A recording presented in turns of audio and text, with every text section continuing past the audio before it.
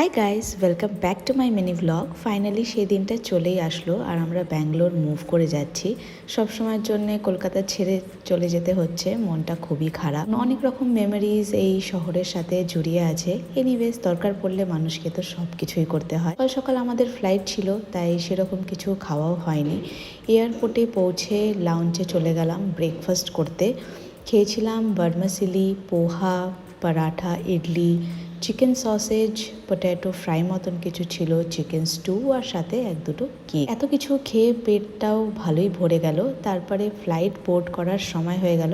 আজ আমাদের one stop flight ছিল। এই হায়দ্রাবাদে কিছুক্ষণ ওয়েট করতে হয়েছিল, তারপরে আবার নেক্সট ফ্লাইট বোর্ড করলাম। আর এই ফ্লাইটের জন্য মিল বুক করেছিলাম আমি, কিন্তু ওটা ভিডিও করতে পুরোটাই ভুলে গেছি। খেয়েছিলাম chicken Junglee sandwich, coconut drink আর কিছু ক্যাশু নাট। সো এই পর্যন্তই ভ্লগ থাকলো আজকের, বাকিটা পরের পার্টে অবশ্যই শেয়ার করব।